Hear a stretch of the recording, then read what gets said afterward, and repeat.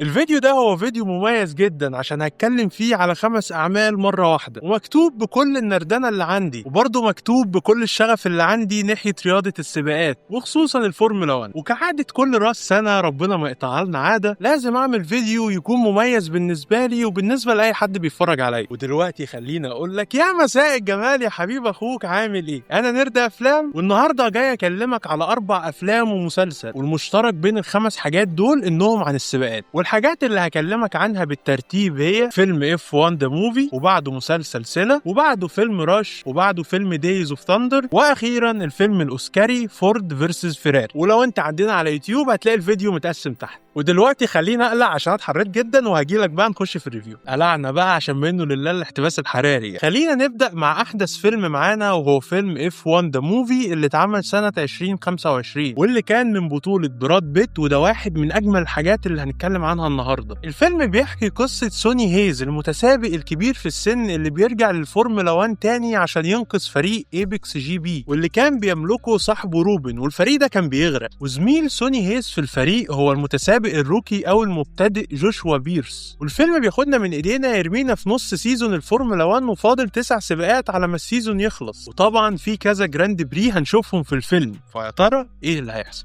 من اكبر مميزات الفيلم ده ان هو مش معمول لفانز الفورمولا 1 وبس، لا الفيلم معمول للناس كلها حرفيا. حتى انت لو عمرك ما شفت سباق ولا تعرف القوانين، فانت تقدر تشوف الفيلم وتستمتع بيه، والفيلم هيشرح لك كل حاجه. عموما الفيلم احداثه بتحصل سنه 2024 او في الموسم بتاع 2024. هتقول لي الله، طب انت عرفت ازاي يا ابو النردات ان هو سيزون 2024؟ هقول لك عشان كارلوس ساينز كان لسه في فريق فيراري، ولويس هامilton كان لسه مع مرسيدس، ودي كانت اخر سنة لكل واحد فيهم مع الفرق دي. والفيلم اتصور في سباقات حقيقية على حلبات حقيقية، وده اللي مخلي السباقات في الفيلم هي حاجة من امتع الحاجات اللي انت ممكن تشوفها. وهم مستخدمين عربيات فورمولا 2 بس معدلين على شكلها عشان تبقى شبه عربيات الفورمولا 1. وغير كده فالفيلم كله كاميوز، يعني اغلب درايفرز الفورمولا 1 ظهروا في الفيلم، وكذا تيم برنسبل او مديرين فرق ظهروا في الفيلم برضه. وواحد من منتجين الفيلم هو لويس هامilton شخصيا، وللي ما يعرفوش فالراجل ده هو بطل العالم 7 مرات، منهم 6 بس مع مرسيدس. وبطل عالم دي معناها انه بطل سيزون كامل، سنة كاملة، مش بطل سباق واحد. والفيلم كمان كان برعاية FIA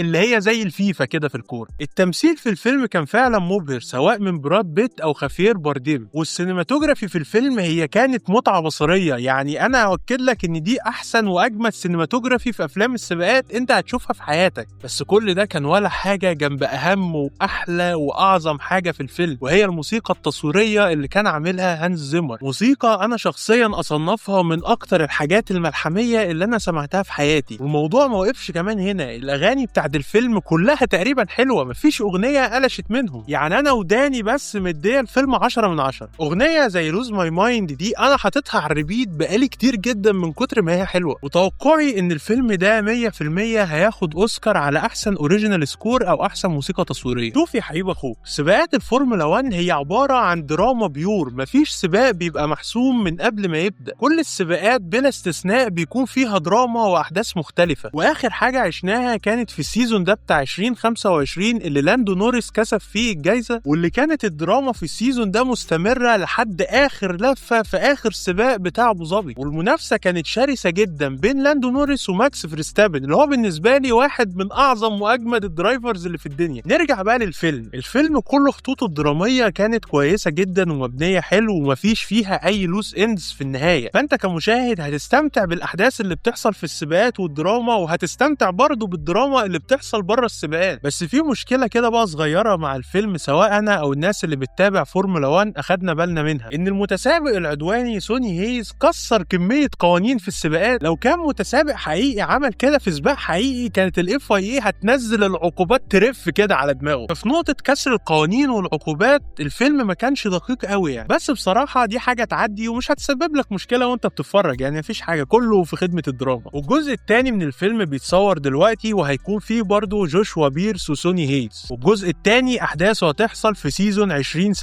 يعني هنشوف فيه العربيات الجديده بالقوانين الجديده ومش هنشوف الدي ار اس، لان لو انت متعرفش فالدي ار اس كان اخره في سيزون 2025 وبعد كده اتلغى، والفيلم ممكن يتعرف في السينمات في اخر 2026 او في 2027 حسب هما بقى ايه ما يخلصوا الفيلم يعني. وتقييمي لفيلم اف 1 هو 8.5 من 10. انا بحب الفيلم ده جدا وريكومندد من هنا لبكره، وعملت كذا ريوتش للفيلم ده. البرازيل مشهوره بالكوره وعندها لعيبه زي بيليه، بس كمان عندهم ايرتون سينا، وده المسلسل اللي هنتكلم عنه دلوقتي، وهو مسلسل مكون من 6 حلقات اتعرض سنه 2024 من انتاج نتفليكس. مسلسل سينا بيحكي قصه ايرتون سينا بطل العالم 3 مرات. المسلسل بيحكي لنا من اول طفولته ورحلته من الكارتينج الفورمولا فورد لحد وصوله للفورمولا 1. المسلسل بيتناول صراعات ايرتون سينا سواء داخل الحلبة او خارجها، وبيحكي برضه قصة شخص جنسيته البرازيلية ظلمته في اول حياته لحد ما بقى الاسطورة سينا. والمسلسل بيبدأ بالحادثة اللي سينا مات فيها على حلبة ايمولا في سان مارينو، ومن بعد المشهد المأساوي ده اللي هيغير شكل الفورمولا 1 للأبد المسلسل بياخدنا في فلاش باك طويل عشان يحكي لنا قصة حياته. المسلسل البرازيلي ده هو يعتبر الأغلى إنتاجيا في تاريخ البرازيل، والإنتاج الكويس ده هيبان في تصوير الفترة الزمنية اللي بيحصل فيها المسلسل اللي هي الثمانينات والتسعينات. والإخراج بتاع مشاهد السباقات كان رائع، لأن السباقات في المسلسل هي كانت كتيرة وكانت كلها حلوة. بص من الآخر كل عمل هنتكلم عنه النهاردة فيه سباقات كتير، وكل عمل فيهم عمل السباقات بطريقته الخاصة، وكلهم كانوا مميزين، مفيش حاجة شبه التانية خالص. بس في مسلسل سينا إخراج السباقات كان عاجبني بالذات، لأن هو أول ما بيقفل الهلمت بتاعته كل الأصوات بتختفي وبيحصل زي سلو موشن حواليه. حاجة زي كده هي ما كانتش بس متعة سمعية وبصرية، هي كمان بتنقلك شخصية ايرتون سينا في أول كل سباق. يمكن أكتر حاجة تناولها المسلسل هي الريفرلي اللي كانت بين ايرتون سينا وألان بروست، وألان بروست كان بطل عالم 4 مرات هو كمان. والدراما كانت في الاختلاف بين شخصياتهم، يعني شخصية ايرتون سينا كانت عدوانية أو روحانية أو متدينة أكتر لأنه كان موهوب بالفطرة، وبين شخصية ألان بروست اللي هو كان لقبه البروفيسور من كتر ما هو كان دقيق وبيحب يحسب كل حاجة. بس هي ما كانتش كراهية مطلقة بينه وبين سينا، بالعكس في الحقيقة لما سينا مات ألان بروست كان من الناس اللي حملوا نعش سينا، وفي الحقيقة هو سينا فعلا اتظلم بسبب جنسيته، بس ما اتظلمش للدرجات دي يعني زي ما المسلسل باين. ويمكن المسلسل برضو جمل عدوانية سينا في السباقات، بس المسلسل باين دور سينا، وان بعد حادثة وفاته في سان مارينو سنة 94 ال FIA اعتبرت الامان اولوية عندها. حصلت سلسلة من التغييرات الجذرية سواء في الحلبات او العربيات او في امان الدرايفرز، والتغييرات دي غيرت في شكل الفورمولا 1 بالكامل، لدرجة انه ما حصلش اي حادثة تؤدي لوفاة حد من الدرايفرز من سنة 94 لحد 2014، 20 سنة كاملة من الامان بسبب ايرتون سينا. انا يمكن ما شفتش ايرتون سينا لان انا كنت لسه ما اتولدتش اصلا، بس شفت له فيديوهات في السباقات بتاعته، وبجد اسلوبه العدواني في السباقات كان هو مش عدواني، هو كله مهارة. ويمكن حاليا اللي قريب منه في نفس طريقة التسابق هو ماكس فيرستابن. وتقييمي لمسلسل سينا هو 8 من 10. مسلسل ريكومندد جدا جدا جدا، بس خلينا افكرك ان هو للكبار فقط.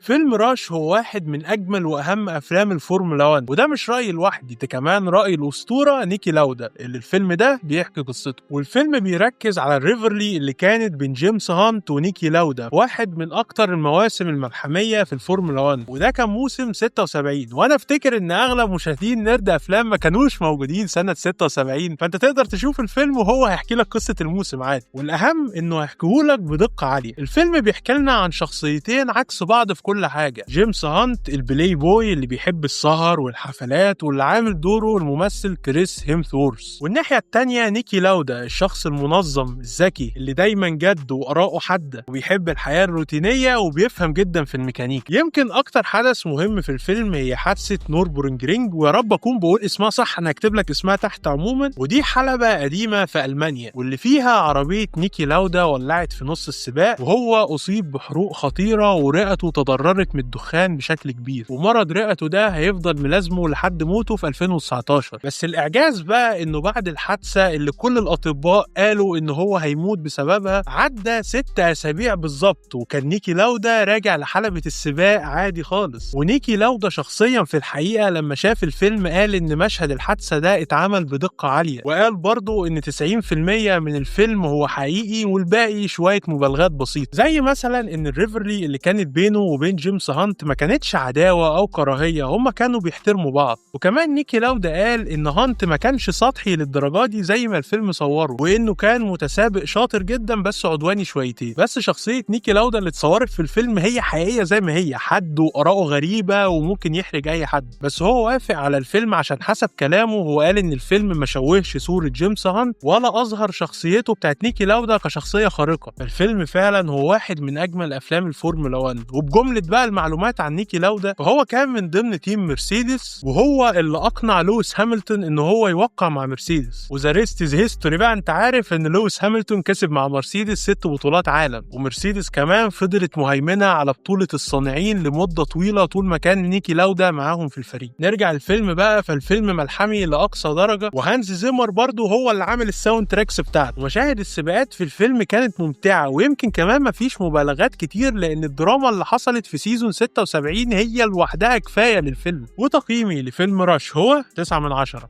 نسيت أفكرك، فيلم راش للكبار فقط عشان ما جيمس هانت كان بلاي بوي بقى. وأقدم فيلم معانا هو واحد من الكلاسيكيات، وهو فيلم دايز اوف ثاندر. والفيلم ده هو من بطولة توم كروز واتعرض سنة 1990. والفيلم ده عن سباقات ناسكار، واتوصف ساعتها فيلم دايز اوف ثاندر ان هو إعادة إنتاج لفيلم توب جان، وده هنتكلم عنه كمان شوية. قصة فيلمنا بقى بتحكي عن كول تريكل، وهو سواق شاب ومتهور بس موهوب، بيدخل سباقات ناسكار والكرو تشيف بتاعه هو هاري هوب، وده شخص مخضرم وهو اللي هيكون المنتور بتاع كول. يبدأ كول رحلته في ناسكار بأخطاء كتيرة وريفرلي مع سواق تاني لحد ما تحصل حادثة كبيرة، ومن بعد الحادثة دي كول هيدخل في صراع بين خوفه من العودة لحلبة السباق وبين رغبته انه يكسب سباق ديتونا 500. قبل ما نتكلم عن الفيلم سريعا كده، هو ايه الفرق بين الفورمولا 1 وسباقات ناسكار، وايه كمان ديتونا 500 ده؟ الفرق الجوهري ان عربية الاف 1 خفيفة ومعمولة للمنعطفات الحادة، واي تلامس بين عربيات الاف 1 بينتج عنه كارثة. وحلبات الاف 1 بتكون كلها منعطفات وما بتكونش كلها على نفس الخط.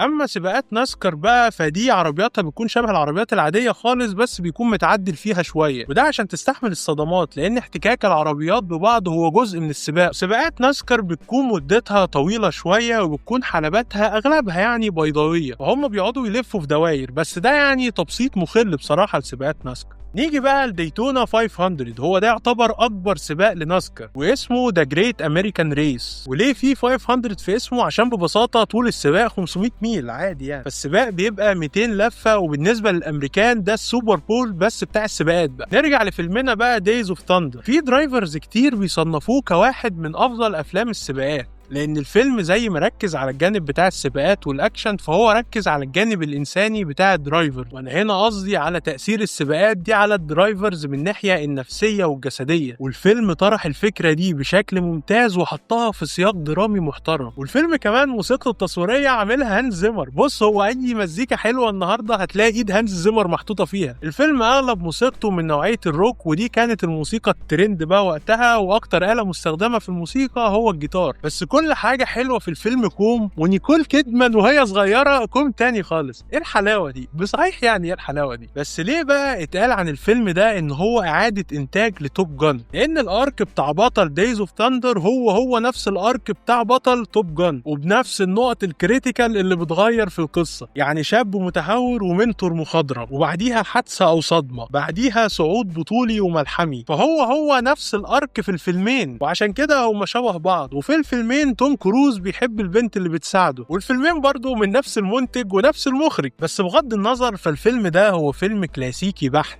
بيديك كل حاجة في الدنيا، يعني سباقات ريفرلي، رومانسية، كيمياء بين الأبطال، وأكشن، وقفلة حلوة. أنا لما بقولك فيلم كلاسيكي أنا قصدي فيلم من اللي بتعمل له بتاعة فشار كبيرة كده، وتقعد تتفرج على الفيلم وتخلص فشارك وتقوم مبسوط. وأخيرا بقى بعد أكتر من 30 سنة منتج الفيلم بروكهايمر قال إن الجزء الثاني من الفيلم في مرحلة التطوير، بس هو هيعرض إمتى أو هيبدأ تصويره إمتى أو أي حاجة إمتى إحنا ما نعرفش. صحيح برضه نسيت أقولك الفيلم ده للكبار فقط، أصل ده توم كروز نيكول كيدمان يعني. وتصنيفه العمري على IMDb مش للكبار فقط، بس انا بقول لك هو للكبار فقط. وتقييمي لفيلم دايز اوف ثاندر هو 7/10. فيلم ريكومندد ولطيف جدا. انا قلت لك من شويه ان فيلم راش هو مثال حي لازاي تعمل فيلم يكون مسلي ودقيق في نفس الوقت، بس الفيلم الاخير معانا هو التعليه بقى على راش. هو الفيلم الاوسكاري صاحب الاثنين اوسكارز، فورد فيرسس فيراري. والفيلم ده كان من بطوله كريستيان بيل في دور كين مايلز، وده درايفر انجليزي ودماغه ناشفه بس ميكانيكي شاطر، كمان درايفر مفيش منه. وشاركوا البطوله مات ديمون بدور كارول شيلبي، وده تاجر عربيات ومتسابق قديم كسب قبل كده سباق لومان، وهقول لك كمان شويه ايه ده. وكارول شيلبي هيكون هو صاحب فريق السباق اللي كين مايلز هيسوق فيه، وبالمناسبه الاثنين كانوا صحاب. قبل ما اقول لك قصه الفيلم فانت لازم تعرف ان الفيلم في بعض الدول كان اسمه لومان 66، ولومان دي هي حلبة سباق في فرنسا بيتعمل عليها نوعيه من السباقات انت قد تكون ما سمعتش عنها قبل كده، وهي اسمها سباقات التحمل، ودي بيكون مدتها 24 ساعه كاملين. واشهر السباقات دي هي لومان وديتونا. وعلى فكره سباق ديتونا بتاع التحمل ده ظهر في اول فيلم F1 اللي كان بيسابق فيه سوني هيز. المهم نرجع لفيلمنا بقى، وليه الفيلم اسمه فورد فيرسس فيراري. سنة 1963 شركة فورد قررت انها تستحوذ على شركة فيراري، واللي كانت بتمر بأزمة مالية، ومع ذلك شركة فيراري كانت مسيطرة على كل السباقات. بس رئيس فيراري رفض الصفقة دي واهان رئيس شركة فورد، فرئيس شركة فورد شال في نفسه جدا وقرر ان هو يعمل تيم سباقات يكسب فيراري في سباقات التحمل بالذات. فراح لمتسابق قديم كسب سباق لمان قبل كده واللي هو كان كارول شيلبي، وقال له اعمل لي عربيه واعمل لي فريق يقدروا يكسبوا فيراري. فكارول شيلبي هيستعين بصديقه والدرايفر المفضل بالنسبه له وهو كين مايلز عشان يعمل معاه العربيه وكمان عشان يسوق. فيا ترى ايه اللي هيحصل وايه الصعوبات اللي هتواجههم لحد ما يوصلوا للمين ايفنت في الفيلم وهو سباق لمان 66. الفيلم اتعمل سنه 2019 وترشح ل4 اوسكارز وكسب منهم 2. كسب افضل مونتاج وافضل ايديت للصوت، ومن ضمن الحاجات اللي كان مرشح لها في الاوسكار انه يكون افضل فيلم في السنه كمان. ومده الفيلم هي 2.5 ساعات، وبصراحه هم 2.5 ساعات من الابسوليوت سينما. والسباقات الحلوه برضه، وجنب ان السباقات اتصورت في حلبات حقيقيه واستعانوا بكل حاجه من الحقبه التاريخيه دي، فاداء كريستيان بيل مع فقدانه للوزن ولهجته البريطاني، واداء مات ديمون اللي كل حاجه فيه كانت مميزه، من اول البودي لانجوج بتاعه لحد اصغر تفصيله وهي طريقه مدغه للمستيكه حتى. وبصراحه الاتنين ممثلين دول عملوا اداء تمثيلي يمكن كلمه عبقري شويه على اللي هم عملوه. زي ما قلت لك الفيلم احداثه كلها دقيقه، يمكن ما كانش فيه مبالغات، غير ان الفيلم حب يخلق شخصيه دراميه شريره، فخلى شخصيه ليو بيبي ان هو يظهر كشخص كريه وشرير، وانه كان بيفضل الشركه على كل حاجه. بس ده في الحقيقه ما كانش واقعي، واتقال من الناس اللي عرفوا ليو بيبي شخصيا ان هو كان شخص طيب جدا وانساني. وفي تصريحات ليو نفسها بعد كده قال ان هو ندم جدا على القرار اللي اخده في اخر سباق لمان 66. فالفيلم بس زود شويه شط على شخصيته، برغم ان شخصيته الحقيقيه ما كانتش كده. دي يمكن المبالغه الوحيده اللي في الفيلم بس، وكانت عشان تخدم الدراما مش اكتر. واخيرا الفيلم يصلح لكل الفئات العمريه، وتقييمي لفيلم فورد فيرسس فيراري هو 9/10. فيلم ريكومندد جدا جدا جدا من هنا لبكره. وبس كده يا حبيب اخوك، ده كل اللي كان عندنا النهارده. ريفيو طويله ويا رب تكون حلوه، ويا رب تكون استمتعت وانت بتشوفها. وكل سنه وانت طيب، ويا رب السنه الجديده تبقى حلوه عليك. ولو عايز تشترك في القناه فانت الصراحه تنورني، ولو مش عايز تشترك فبراحتك يعني مفيش مشكله، المهم ان انت تكون مبسوط. وبس كده، سلام عليكم. قفل يا